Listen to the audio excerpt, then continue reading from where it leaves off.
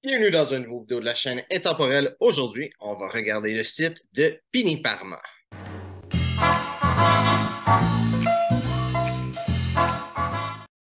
Donc, Pini Parma, on dirait que tout le monde, j'entends tout le temps dire, tous les influenceurs, autant français qu'en anglais, j'entends tout le temps, au moins une fois, finir par parler de cette marque-là, Pini Parma. C'est temps que j'aille regarder ça. J'ai déjà vu tu sais, des vêtements de eux autres en photo, mais sans nécessairement aller sur le site. J'ai peut-être une petite idée de qu'est-ce qu'ils font quand même comme style. Donc, quand je suis arrivé, la première chose que j'ai eue, c'est un pop-up qui me demandait dans quel pays que j'étais. J'étais dans le site canadien parce que je suis au Canada. Maintenant, regardez ça. Voilà, ça parle des teintes d'hiver. C'est sûrement réalisé que j'étais au Québec parce que c'est tout de suite en français. Pini Parma, c'est une marque que j'entends souvent parler aussi en conjonction avec le Pitti Uomo. Si tu sais pas c'est quoi le Pitti Uomo, c'est un gros salon ou festival sartorial qui est en Italie. Je pense que c'est 2 fois par année. Sinon, c'est à chaque année, mais je me sens que c'est à 2 fois par année. C'était quoi de beau, de classique, c'est avec des poches plaquées, c'est typique du style italien. Il y a un style hivernal qui veut le montrer, mais c'est l'hiver, c'est normal. Col roulé, veste. Ce que j'ai compris de cette marque-là, c'est une marque qui a vraiment une base sartoriale. Plus que d'autres, ils vont vraiment avoir des petits détails que c'est surtout des connaisseurs du monde de l'habillement qui vont vraiment apprécier ça. Ils sont plus axés sur le style que sur la mode, quoique sûrement comme toutes les marques, ils ont besoin de s'axer un petit peu sur la mode aussi. Bleu, classique, un bel habit bleu, Dylan Super 150. On va voir si c'est vraiment juste du Super 150. C'est dit sur le site. Je sais pas si qu'est-ce que je vois, c'est en dollars américains ou canadiens. En réalité, c'est américain, 1300 en américain. Si tu sais, si t'es un fan de Pini Parma, dis-moi que si le site, c'est en canadien ou en américain. Mettons que c'est américain, ça revient à 1861, qui est quand même un bon prix pour un habit. 100% Super 150, veste déstructurée, ça donne même des petits détails, comme je dis, comme une poche, une barquetta. Tu sais, des fois, ils vont peut-être le faire quand même, mais sans nécessairement le dire qu'est-ce que c'est. Ouais, avec les épaules napolitaines, c'est vraiment plein de petits détails que ils savent c'est quoi. Il y a bien des marques qui vont juste faire le l'habit comme ça sans trop le savoir. C'est sûr que c'est vraiment un style italien. Si t'aimes pas le style italien, c'est peut-être pas une belle marque pour toi. Petit détail. Je te dirais, si ça t'intéresse, va sur le site et va lire qu'est-ce que ça dit. Pour la doublure, il n'y a pas de doublure. Une veste non doublée. Donc, tout ce qu'il y a là, c'est juste du bon matériel. Je ne sais pas si j'ai juste pas lu comment que c'est fait, mais je peux dire que cette marque-là, c'est entoilé, ou du moins semi-entoilé. Pas que ça dit non structuré, il n'y a peut-être même pas d'entoilage dans ça spécifiquement. Ça aussi, Chanel, on peut regarder un peu qu'est-ce qu'il y a comme application. 100% flanelle, donc 100% laine. Construction semi-entoilée. Pour du semi-entoilé, ça revient un petit peu plus cher. C'est quand même une marque qui est réputée. Donc, personnellement, moi, du semi-entoilé, j'ai pas tant de problèmes que ça. Dans le fond, le semi-entoilé, si tu regardes le veston, le revers va être entoilé. Et une toile utilisée qui va être cousue dessus. C'est une toile en crin de cheval. Et c'est ça qui donne le revers. L'autre façon de faire, ce serait thermocollé, qui est une affaire de tissu synthétique qui va fondre un petit peu sur le tissu, qui va être repassé. Certains sont faits pour fondre d'un côté, certains des deux côtés, ça va dépendre de la marque, du modèle, mais ça va coller avec la chaleur sur l'intérieur de l'ébène. Ça donne un petit peu plus de corps, mais ça respire pas, c'est confortable et ça finit par gondoler avec le temps. Si le côté entoilé va pas faire ce gondolage-là, ça va toujours être beau, ça va respirer plus, ça va être plus confortable. Donc, la différence entre semi-entoilé et entoilé, c'est que semi-entoilé, dans le fond, le revers et le haut ici du veston va être entoilé, mais le bas va être thermocollé. Il y a certaines autres parties qui vont être thermocollées versus 100% entoilé ou entoilé, ça va être tout l'habit au complet qui va être entoilé plutôt que il n'y aura pas de partie qui va être thermocollée. Petit tour sur le veston, même coton soie. Je serais porté à dire que toute question, c'est une belle qualité de tissu. Je serais surpris de voir du polyester dans cette marque-là. Coton soie, on va regarder celui-là. C'est pas les comptes de la compétition. 5% laine, 35 coton et 10% de soie. 33 semi-entoilé. Je pense que ça va être tout ça, du semi-entoilé. Puis comme j'ai dit, c'est quand même bien.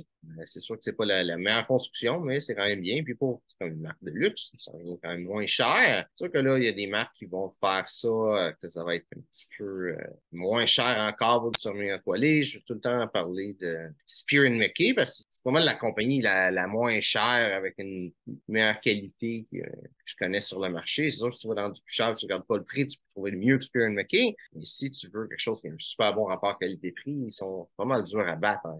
Mais ils sont quand même dans les prix pour une marque de luxe, même si c'est pas cher pour une marque de luxe. Je crois que c'est pas la même construction, mais au moins ils sont transparents. Beaucoup de marques, tu ne sais pas trop c'est quoi, il faut juste que tu assumes. Les autres sont vraiment transparents sur qu'est-ce que c'est. C'est quelque chose que j'aime beaucoup, moi, j'apprécie beaucoup de cette marque-là. Regardez pour les chemises.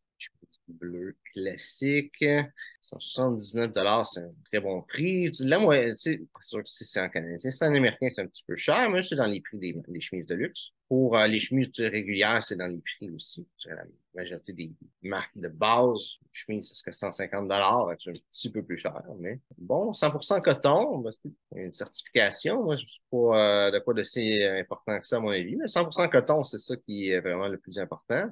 C'est fait en Italie. Je pense que tous leurs vêtements sont faits en Italie en réalité. Avec des baleines de colle cousues, ça, c'est un petit peu dommage, à mon avis. J'aime ça. Moi, j'aime ça, des baleines de colle qui s'enlèvent. Donc, c'est une chemise, tu sais, c'est une chemise standard. C'est une belle qualité. Il n'y a pas, je serais porté à dire que la fabrication doit être quand même bonne. Ça parle pas des boutons, donc, puis même à voir de quoi que ça a l'air ici, je serais porté à dire que c'est des boutons en plastique. Donc, pas une mauvaise chemise, c'est pas une chemise extraordinaire, c'est une chemise standard, tout simplement.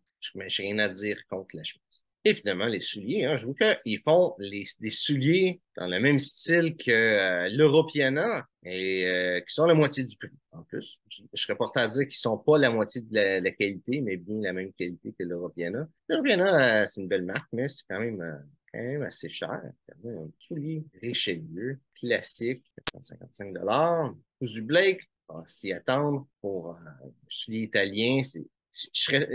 Pour vrai, je serais surpris de voir un cousu Goodyear sur un soulier italien, mais c'est une semelle cool. C'est parfait. 100% cuir.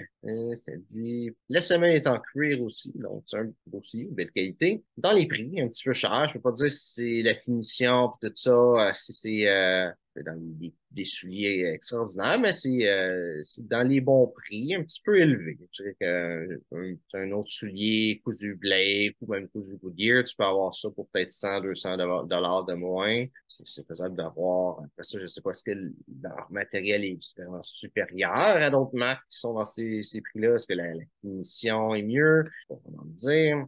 Est-ce que peut-être que ce soulier-là, il est en vente dans un magasin, tu peux l'essayer versus les magasins qui passent moins cher, c'est surtout en ligne. C'est quand même un avantage pour être là à ce soulier-là. C'est une belle qualité de soulier. Puis un prix, je crois un bon prix normal pour un soulier comme ça. D'abord, j'ai regardé ce soulier-là aussi. C'est une semelle cousue. Ça doit être une semelle collée. Je ne sais pas, l'Europiana, elles sont faites comment, ces loafers-là. On a de bottes Chukka style loafer. Ça se rapproche plus d'un sneaker que d'un soulier habillé. Donc, je ne peux pas donner aucun commentaire là-dessus. C'est pas mon domaine d'expertise. J'aurais aimé ça avoir un petit peu plus de détails là-dedans, mais j'ai rien. Donc, je serais porté à dire voir la qualité du reste de ce qu'il y a sur le site. Je serais porté à dire que c'est quand même une belle qualité. Mais sinon, je peux pas vraiment dire de plus que ça. J'ai déjà fini avec les souliers, mais je vais regarder s'il n'y a pas regardez les cravates. Voir, j'ai vu sur la photo au départ, la pochette avait l'air d'avoir des petits détails dedans quand même intéressants. Regardez une petite cravate comme ça pour le fun avant de finir, voir qu'est-ce que ça dit. 90% laine, 10% cachemire. Pas une cravate en soie, mais c'est une belle qualité pour une cravate quand même. C'est pas, il n'y a pas de polyester. C'est dit doublé à la main en Italie, bien entendu. Donc, 150 ça reste dans les prix habituels pour les marques de luxe. Donc, qu'est-ce que je verrais de ça, Fini Parma? C'est vraiment une marque de luxe, mais quand même assez abordable. Je dirais que pourquoi est-ce que c'est les bons points de cette marque-là, ça va être qu'ils ont une belle transparence, leurs prix sont quand même raisonnables. C'est sûr que tu peux trouver moins cher. Le style est beau. Personnellement, je suis pas un gros fan des styles italiens. Moi, je déteste les poches plaquées. Donc, c'est pas une marque que je vais vraiment être tenté d'aller vers eux autres. J'aime plus les poches à rabat, en réalité, sur un habit. Et puis, pour vrai, moi, c'est quelque chose qui m'empêcherait d'acheter un habit, les poches plaquées. Mais, c'est quand même, c'est belle. Le prix est quand même assez bon. C'est sûr que c'est un petit peu plus dispendieux que des habits dans le prêt-à-porter, des pas chers, H&M et tout ça, mais ce sont moins c'est un vrai habit, pas quelque chose de mauvaise qualité. Quand même, savoir-faire en arrière de ça. Je suis pas dire, si c'était un style italien, ça serait une belle marque à aller regarder. T'es pas obligé d'acheter juste deux autres, mais au moins jeter un coup d'œil. Si qu'est-ce que tu veux, c'est un rapport qualité-prix, c'est peut-être pas eux autres, mais si tu veux quand même avoir quoi de bon pour l'argent que tu vas dépenser, il semble que ça fait partie des marques qui vont offrir quelque chose de bon. Donc, j'espère que tu as aimé les vidéos. Si c'est le cas, like, partage. Si c'est des questions sur le style classique masculin, mais c'est un grand temps, ça me fait un plaisir d'y répondre. Donc, merci d'avoir regardé les vidéos et on se voit une prochaine fois.